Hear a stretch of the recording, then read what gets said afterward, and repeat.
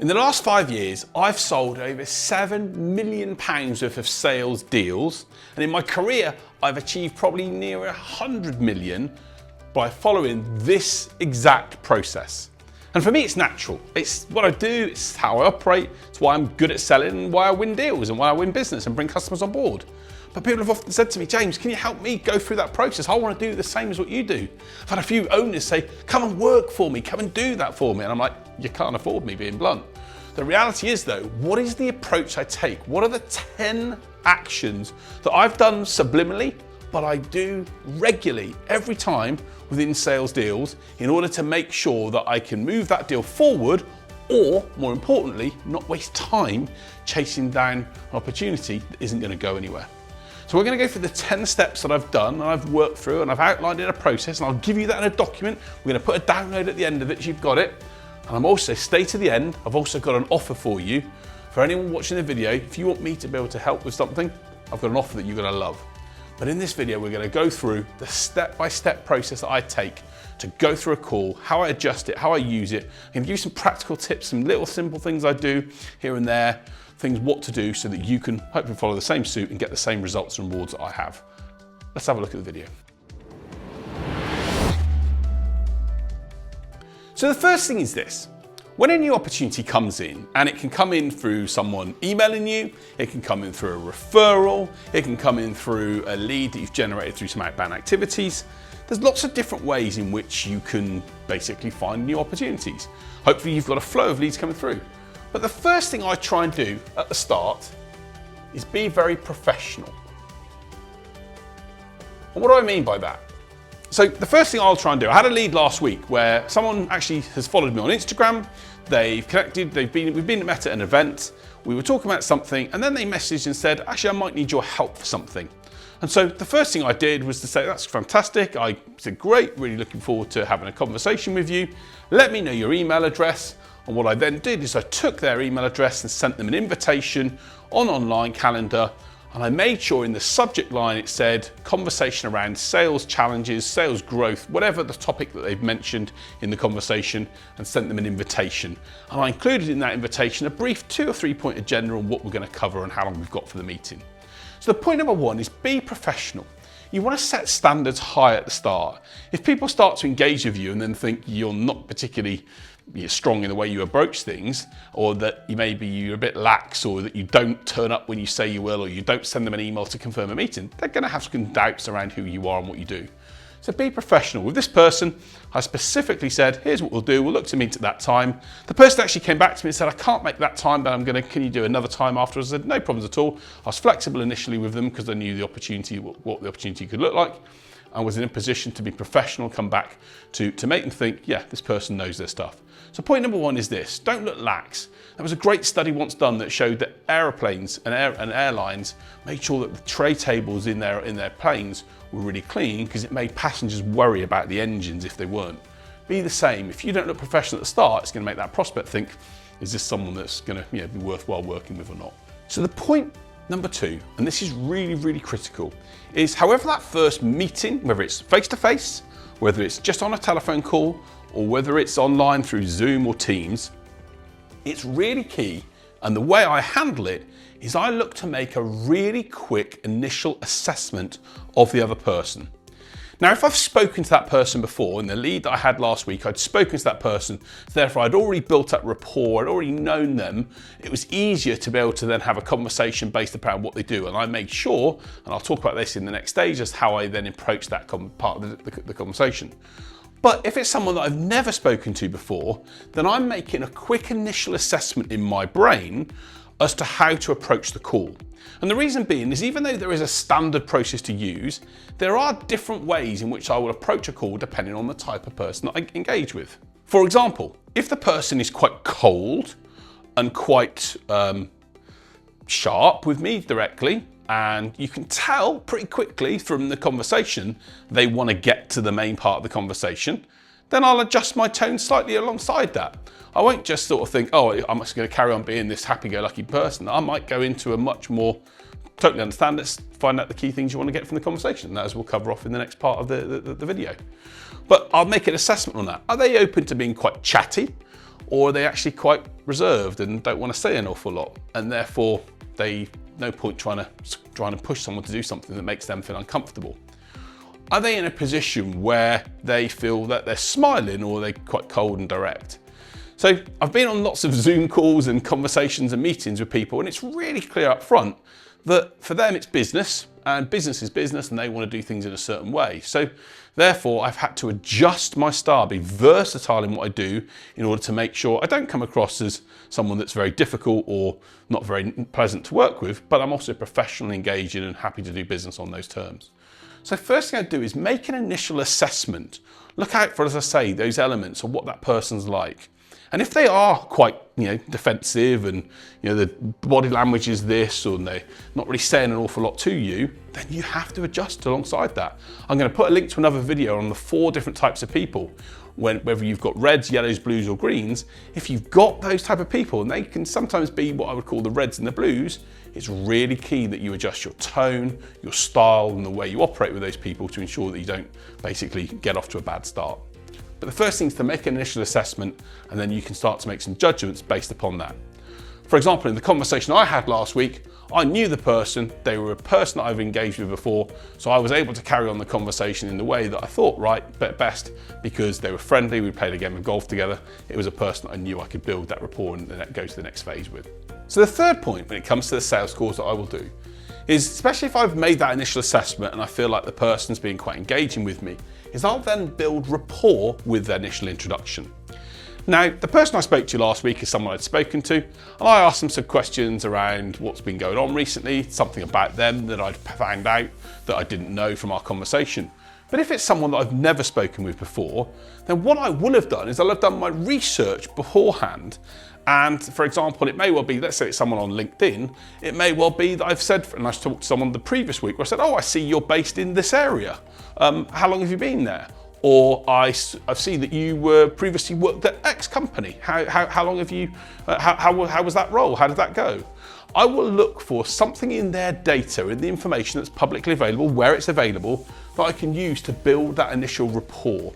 And I always make that first focus on about them in a friendly, engaging way, rather than about me. So again, another example of that was someone I spoke to about 3 weeks ago. I'd seen that they'd attended a football match recently. And I said to them, oh, I saw you attended a game. Now, the key thing is how I say that. If I'd have said, oh, I see that you recently attended a game of football, they would have thought, oh, right, this person's a bit weird. But because of my tonality was friendly and engaging, because I built an initial assessment of who they were, oh, I saw you recently went to such and such game, how was that? They were able to be then, relaxed in my company, to then feel that they could then share a bit more about what's going on. And then I knew I was able to probe and find out more about how long they'd supported that team and how many times they'd been to games and all that sort of stuff. And because I showed a little bit of knowledge about the team, it was able to build that bit more of a connection. So they thought, hey, this person's interested in me.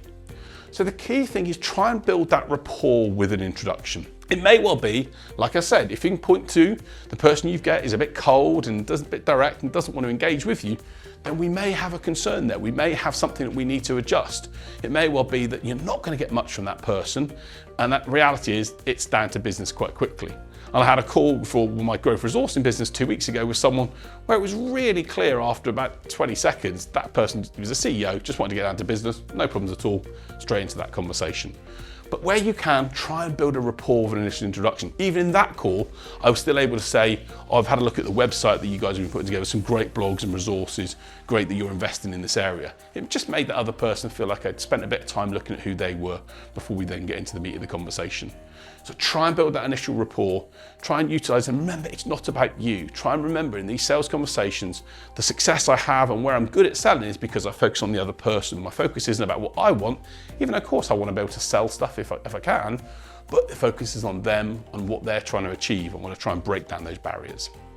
So point number 4, and this is a really, really critical part of any sales call, is to set the agenda. When I've sent the email initially, maybe set an agenda for someone. But even within that first, after the conversation and building the rapport, I will still then look to say something like, great to be able to chat with you today. really want to maximize the time we've got available. I think we've got 30 minutes. Does that fit for you? What would be the key things you'd want to cover off in today's session that would make it helpful for you or useful for you? Or what do you want to go through in order to maximize the time and make it effective for both of us? So what I want to try and do is, I've set the agenda, but I want to probably, and maybe the word to use is reset the agenda. I want to make sure that what I'm covering, because what we could have agreed last week might have changed because something's gone on in their world. What are the key things that they want to cover off? People say to me sometimes that I've had a conversation with someone and they wanted to find out about our product. No. There is a reason why they give up their time, and invariably it isn't to be pitched at by you with your service or solution. The reality is they have got something going on in their mind, and our job is to get inside their head. If you could be inside their head, it'd be easy. Our job is to reset the agenda or to ask what they want to cover. And this applies to all 4 different types of people. What are the top 2 or 3 things to go through today that will make it a useful part of your time and help me see if I'm a good fit to work with you together or not? Make sure you reset the agenda. Set the clarity on the time and also objectives. What are you going to achieve? What do you want to try and get to?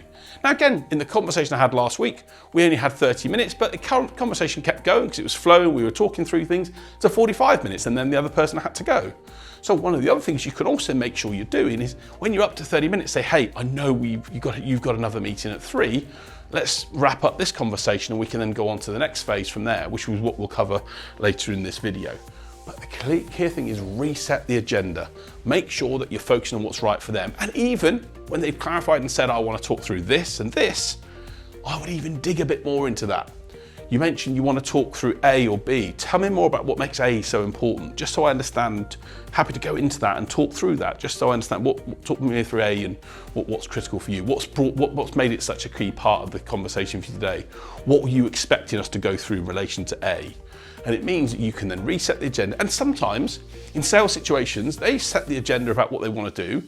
And I've been in conversations where I thought, oh, well, that's not what I do, or that's not what I'm about. Or they're looking for X and I offer Y. And in reality, whilst I'm disappointed because it's a new sales meeting and I'm thinking it's going to result in business, I'd rather know that early than be in a position where I'm going down the line and having a longer meeting, then a follow-up meeting, another conversation, and then finding that they want something different to what I'm looking for. It happens. Not every person we engage with is going to become a customer, but reset the agenda, get clarity on it, and make sure to, at the end of the session, as we'll talk about that, you can then see whether you've covered off the key points they want you to. So point number 5 is this: ask smart questions. I'm always asked when I do sales training and presentations, how can I become better at sales? What can I do? And I always get back to the same answer: ask smart questions. Your questions that you ask, Albert Einstein said, if I had an hour to save my life, I'd spend the first 55 minutes to know what questions to ask. The very best salespeople, it's why I'm good at sales, is I will ask questions. I will talk through questions, and invariably the questions that I'll ask are the what, the how, the where, the who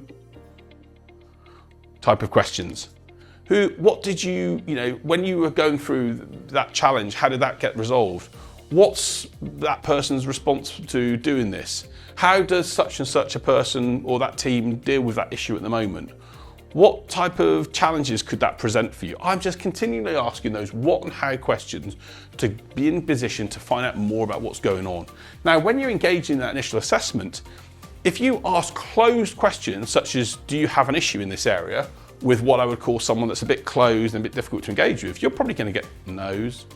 And if you're not careful, that conversation can stunt and can be hard work from the get-go. Whereas if you ask a question such as, do you have an issue in this area? They can say no. But if you ask a question to that person such as, what issues are you experiencing in that area? They might then say, well, we've had a problem with our delivery timescales. Now, clever people, and we'll talk about that in point number 6, then move forward and probe to the next stage. Salespeople that are average just then tick their box and move on to the next question. But the key thing is we want to be able to do is ask smart questions. And by the way, I've underlined the word smart here. What do I mean by smart? Why is smart important? So smart means you should know about their world and their industry. Part of the stage of being professional is you've done some research. Now, you may not be an expert in IT, HR, services, whatever it is, but one of the things that AI has given us is the ability to go onto tools now and find out what the issues are for someone. So if you don't know what the issues are for a finance director that you're working with, go onto ChatGPT, search what are the issues for a finance director at the moment, and it'll tell you 5 or 6 things, and you can then ask it better questions. Now, if you then find that a finance director is focused on cash flow, for example, as a key concern, you can ask a smart question such as, I see companies in your industry are experiencing challenges around cash flow. How do you guys avoid that? Or what do you do to ensure that doesn't become an issue for you? So be ahead of the game. Ask smart questions. If you want to go into a conversation and say, what are your issues? Years ago, people would probably tell you. Nowadays, buyers expect you to know things more before you get to that point. So get ahead of the game. Ask smart, open questions. And this is a conversation, we want them to be open. We don't want to be in a position, there is a time and place where we want to ask a closed question, or we want to be able to say to someone, it sounds like you don't want to get this resolved, but that's not right now. At this process, we're discovering, we're finding out, we're utilising this time to maybe to assess whether there's a good fit to work together or not. So one other point I should have mentioned in the agenda, and this is a key part when you're asking questions, is actually don't be afraid to maybe what I would call leave the exit door open when you set the agenda. A great way in which I will do that is often to say, hey, if it turns out at the end of our 30-minute conversation there's not a fit or I can't help you, hey, no worries, I'll tell you that because I don't want to waste your time or mine. So I will leave what I call the exit door open. And again, what that does is it starts to really diffuse the person. It makes the person feel they're open, not going to be sold to, that they're open to then asking and sharing information with you because you've told them that you're not just going to push them down a path to sell to them in that case. So ask smart questions. The what, the how, the who, when is the key part of this conversation. I believe in the first sales call, how I handle first sales calls, it's not about me. It's not about what I want.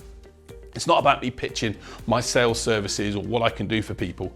It's about really finding out what's going on in their mind, that I should be ahead of the curve. I should know because I'm more professional and researched them in the first place. We've now got to a position where we're asking some smart questions. And by the way, I'm going to put a link to a video that I've got, which is my 52 sales questions to ask. And you're going to get access to those questions and you can ask some of the smart questions that you can use in discovery calls. And I'll put the link in there. But the real magic, maybe it's magic, yeah, I'm going to say I'm magic. I'm not an arrogant person, but I'm good at sales, I'm good at selling, I'm good at winning business and understanding people, is I probe with empathy. What do you mean you probe? So someone will say to me, yeah, we've had an issue with our delivery timescales. Average salespeople will go, okay, cool, no worries, and move on to the next thing. Really clever salespeople will go, hey, sorry, you mentioned a problem with delivery timescales. What happened there? And the other person might then say, well, yeah, well, we were promised that we'd get something delivered to us by the end of last year, but the company that offered that couldn't deliver to that time frame, even though they promised us they could. And so, again, really clever salespeople say, my goodness, tell me more, what happened there? And the other person will then say, well, we bought this service and they told us they could do this by this time and then they couldn't do it. And then the other really clever salesperson continues to probe with empathy. Goodness me, that sounds like it was really challenging for you. What was the implications of that? Well, the implications were blah, blah, blah. So what they're going to do is they're going to probe. And if you probe with empathy and with a real effective tone, what that will then do is it will basically, the other person will then give you more information. And in that case there, for example, what if I picked up the fact they had a problem with delivery timescales and the fact that someone said they were going to do something but then didn't, that would then mean that the buyer is probably thinking, risk, what's the, even though he wants to get the problem resolved, they're thinking, is this supplier going to be the same as the other person? So again, I could ask in the right stage in the conversation, not maybe in the first meeting, questions that can maybe help me overcome that. Or it means I know their worries, their risks are related to that service being delivered on time. So it may well be that we need to show evidence that we can deliver in the future in order to placate their worries. But the reality is, if we don't probe with empathy, if we don't probe and find out more and dig beneath the surface, we're never going to get to where we want to get to. So I always say to people, treat your prospects like an onion. They've got multiple layers to them. And the answers they give at the first level will be different to level 2 and 3 and 4. Probe beneath the surface, probe beneath the next layer. Yes, of course, if you get to a stage where someone says, I don't want to talk about that, or I don't really, or that's an uncomfortable thing to, hey, so sorry, I didn't mean to probe into something that was difficult there. But most of the time, people will tell you information, they'll share things with you because they want to talk about themselves and what's gone on. They want to talk about their scenario, and it enables you to then spot issues or things that could cause problems, but more importantly, it shows you're interested in them. What you'll also notice is something I did within that probing conversation is I'll try and mirror back to someone what they've told me. So someone's told me about a problem with delivery timescales. You mentioned the issue with the timescales, what's happened there? I'll try and rephrase the words back to them that they've given me. As again, scientists and those that work on the brain have shown that it builds trust and it makes people think you're listening to them. So this probably is one of my key points. This whole video is all about key points, how I win sales deals. That one is key. I see so many sales and business people that just don't probe enough. They don't dig enough. They just don't find enough information about what's really going on. They just get to layer 1 of the onion and not to layer 3 and 4. So if you want to really take one thing from today, probe more effectively with empathy. It's going to put you on a great path to winning deals and hopefully having better conversations with people. So point number 7, when I've been probing, is I want to be in a position where in a sales situation, making that other person feel that I can help and have some value. Now, this isn't the time where I'm going to pitch my solution. People say, should I in that first sales call be pitching my solution? My advice is this, invariably no. 8 times out of 10, I would not pitch my service or talk to people about what I do in that first conversation. Mainly because A, people have already got a sense of who I am because I've created a lot of content. But B, they're not really at that stage where they want to hear about my solution. Sometimes blues and reds might want to hear a bit more about what I do. And if someone says to me, well, just tell me about what you do, then I'll often reflect it back and say, tell me what you want to cover. What would you like me to cover? I can talk about me and what I do for hours. What do you want to cover? I want to know about this, this, and this, and what makes that so key. So I'll pass it back to them. But what I do like to do is when they've talked about some challenges, is I try and offer some quick wins or some value, or some ideas. So in a great way, if someone might say, yeah, we've had a problem with delivery timescales, one of the things I might say is, yeah, I've heard that happen before in a few different places actually. I saw an article around that and things to avoid with that. Would it be useful if I share that article with you? Or we created a video on how 4 ways to avoid that. Would it be useful if I maybe just share that with you so you've got it as reference? What I'm trying to do is offer some value or some quick wins. I'm trying to make that other person think, wow, this person really does understand my challenge and can help me resolve it without them pushing to try and sell and put money into my, making me pay something. It creates that feeling that you're helpful, you're useful. And salespeople that are solvers of problems and are useful and helpful get far better results than those people that just push their own requirements in place. So try and offer some ideas and some quick wins. Or another example, if you have got a scenario where a customer's been in that situation. So for example, the conversation I had last week, they were talking about a specific issue. And I said, look, one way in which we resolved that in the past with another customer is we did this and this. How could that work for you? And the guy came back and said, oh, it's a great idea. Actually, I hadn't thought of that. Automatically, we shared an idea. I shared an idea that made them think this person's helpful and valuable. So try and offer some ideas and some quick wins. That doesn't mean to say if they tell you about a problem that you guarantee you have to solve it. And how you say it is critical. If you say, oh, the thing you need to do is this, this, and this, they're going to think, oh, I don't want to be preached to. But if you would use it in a phrase such as, look, one idea could be this, or have you thought, or if you guys looked at this, this, and this, or look, I know it's a common challenge, but other people have tried this and this, and has that helped? Or would it be useful if I just try and share a few ideas of how other people have solved that in the past? It opens up the idea to making people think, yeah, this could be useful for me. It builds that bit of value before they've been pitched at. So point number 7, offer some ideas and some quick wins. It works, it makes people resonate and engage with you, and hopefully get some more on your side to then hopefully be in a position where they're going to work together with you. So the next key point around offering value and sharing some ideas is hopefully towards the end of the, if you've been having a meeting with someone for half hour and you've been asking smart questions and probing with empathy, you're going to be at the stage hopefully where you're literally getting towards the end of the session and they're going to want some value from it because they just want to talk about their problems, they want to fix their problems. So one of the other key things that you might want to do here as a starting point to then be in a position to lead to the next conversation is to position yourselves as an option, okay? What do I mean by that? So when I was speaking to someone last week and we've talked about the next meeting that we've got booked up, I was able to say, look, one of the ideas is that why don't I come in and have some time with you, and we can then look at some of the options of what we could do, maybe that could help, and if it doesn't help, no dramas, no problems. So, or I've been able to say to someone, one of the options that you've got is to do this, this, and this, something we can help with, or you could go down the path of doing this, this, and this, which is other things that I can recommend other people if that's what your preference is. So when you give people an option, it doesn't mean they feel forced by you into that individual path. And what that does is creates trust, it creates warmth, it makes them think, actually, oh, this person's not just going to try to sell to me, they're trying to help me. And that actually makes them warm to you, and funny enough, makes them want to do business with you. So give them the option. Hey, if you're looking for this solution, we may be able to help, we may not be able to help, but if not, I can maybe give you one or two other options depending on your circumstances and situation. Would it be useful if I shared some ideas around that? So position yourself as an option. Do not say, yes, we definitely do this, we can fix this, let's have a conversation so we can make sure that we can do this for you. Because that's going to make, in most cases, again, some people don't mind that direct approach. The reds are happy with that, but 10% of the world are reds. So do you want to do that with 90% of people? You want to be in a position where you can just take it a bit easy. I often say to people in sales calls, it's very rare that you'll do the business and win the deal here, but you can certainly lose the chance of working with someone again if you approach it in the wrong way. So give yourself an option. We've got an option to do something here. If that's not a fit, no dramas. Make them think that you can help for, and you add that to the value that you're giving, and it's going to make them want to carry the conversation on. So linking on to point number 8, once you've positioned yourself as an option, and this is the bit that's the magic bit in sales, again, maybe alongside the probing, is framing the exit. What do I mean by framing the exit? So all the time in a sales conversation, I will say, hey, really enjoyed our conversation, and I really enjoyed what we've done today, and it sounds great that you're looking to do this, and this. What I'm going to do is, look, let's have a conversation, and if it turns out we can help, great. If it turns out we can't, then no dramas.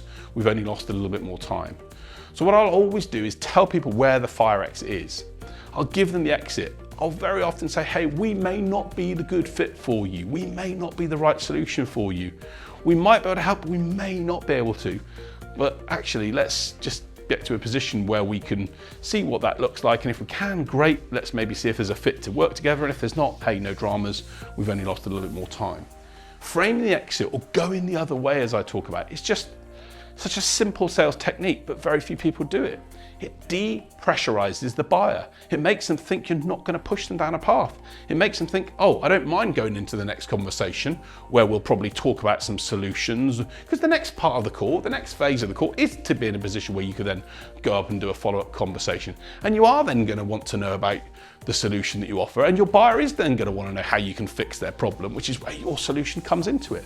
But frame the exit. Talk about the fact that it may be suitable, it may not. Hey, let's just have the conversation and see where we go from there. It makes a massive difference. It makes people want to then also agree to the next step, as we'll talk about once we summarise the meeting. So the final point that I always do at the end of every meeting, every sales meeting that I've had, is I will do this. I will summarise the conversation and clarify the next steps. So for me, it's really simple. I really enjoyed chatting to you today, John. And look, I understand that you've got some challenges that you want to solve in this individual issue. And by the sounds of things, these issues are causing you some real issues, other big problems that if you don't, get them fixed will cause X, Y, and Z issues in the business. And you're open to ideas around how you can fix that. Have I missed anything? What have I missed from today's conversation? And when you summarize effectively, people will go, yeah, that's great. It's covered what we wanted to. So what I can then do is say, great, would it make sense? And by the way, I might say to someone at the end of that, what would you like to do next? And invariably someone will say, well, I want to get these issues fixed. Okay, so would it help if we come together next Thursday and I chat through some other ideas based upon how we've helped other people similar to you solve these issues, and then we can see if there's an option to do something. If not, no dramas. Again, I'm framing the exit. If not, no dramas. So what I'm doing is I'm summarising it, making them think, yeah, this is where I want to go next. I want them to own it. I want them to say, yeah, I do want to look at a solution. Because if they want to look at a solution, then why are they then not going to turn down a meeting with me? Or why are they going to turn down have a chance to have a conversation? The person that I spoke to last week, I've arranged a date in July, which I'm going to go and see him. We've both got busy schedules at the moment, but he's got some stuff to do. And I know what he's got to do. He's got to go and clarify a few things with a CEO that he works with around some budgets and some other issues, which is fine for me because I don't want to go into a meeting with someone who, if we do find there's a fit to work together, hasn't got the budget to be able to afford to buy my services. So I know he's going to go and do that. But the reality is I've summarized what's going on. And what I then look to do is summarize that within an email and clarify the next steps. The key thing is to clarify the next steps.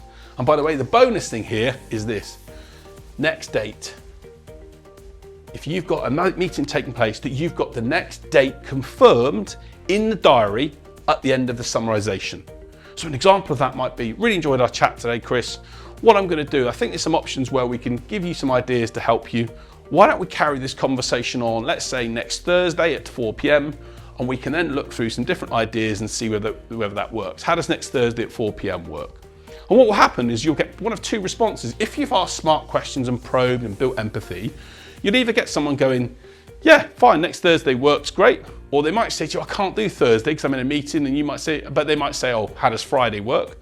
Or if they come back and say, I can't do Thursday, then you can say, well, hey, how does Friday at 2 p.m. work? And if they keep on objecting to the next step or to book in a date and time, then you need to deal with it there and then. So rather than just saying, oh, okay, no worries at all, I'll send some information and hope it'll be okay, ask them the question.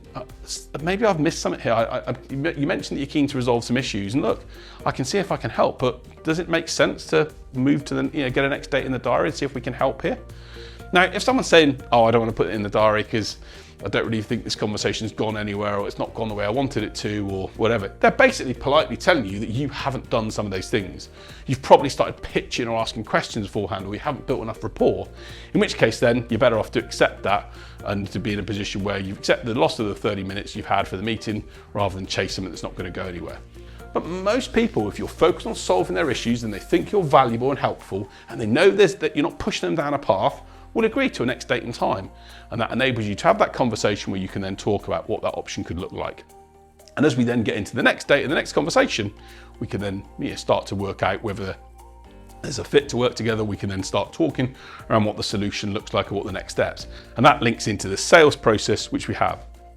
So look, this is the approach I use for all new sales leads. And I've been using this for years. It's worked. It's, as I said at the start, I've had a brilliant life because I've been able to sell. And I believe fundamentally, if you can sell, people, you're always going to do well because you're always going to have a great life. And I have. I live a great life. I enjoy great holidays and times to do what I want to do because I know how to run the process. And if the reality is, if you've got next date set, you can then got something in the diary to move forward with. But I did tell you about an offer. I said to you at the start, there's an offer for people watching this video. And so my offer is this. I'm going to put you a link to a form. And my offer is this. People say to me, can you sell for me, James? And the answer is, I can't sell for you. But what I am going to do is give you the chance to basically have me assess your sales call. What I do with customers and people I work with, if you take a recording through Zoom or Teams of a sales call that you have, providing you've got permission from your customer, I'll review your sales call. I'll show you where in the process you could have been busy building better rapport, or where you could have asked smarter questions. I will identify and tell you where you may have gone wrong or where you could have done other things in that conversation. So if you're interested in that, click on the link below, put yourself forward to be in a position to win yourself the chance for me to review your call. And do you know what? I'm even going to potentially, with a few people here, could offer them the chance for me to even sell their solution and service for them for an hour or for a couple of hours.